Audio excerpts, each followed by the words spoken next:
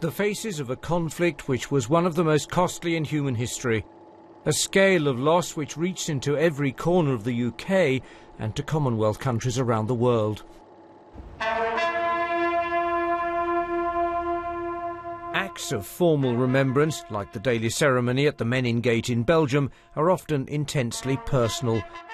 In outlining their plans for next year, the government say they want to draw in families eager to trace their own links to individual soldiers. As the years pass, our recollections and understanding of those events fade, and this centenary gives us all an opportunity to connect not only with our nation's history, but in many cases our own family's story as well.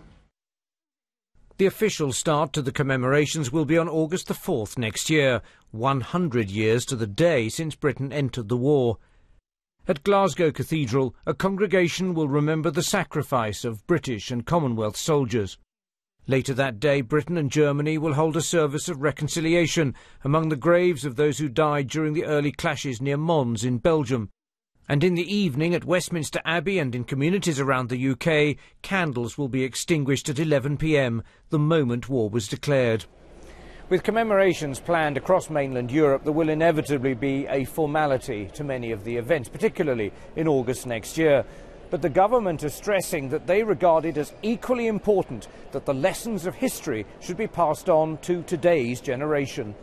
Given that the First World War was for Britain the bloodiest conflict, arguably the most decisive that we have ever been involved in, I think the First World War is as relevant now as it ever has been. The government acknowledged that education will play a key role. The challenge is to engage the public with such a distant period of history. It was a very young generation that died, They should remember them. Yeah, it's something to be remembered, but it's something that I think for us seems to be fading. It was the same, I suppose, for both sides, wasn't it, really? It was just as terrible for the Germans. But I think we should remember. The voices of the men who fought are silent, but in Britain and in Europe there is still a desire to increase our understanding of the terrible and momentous events of the past, which did so much to shape our present. Robert Hall, BBC News.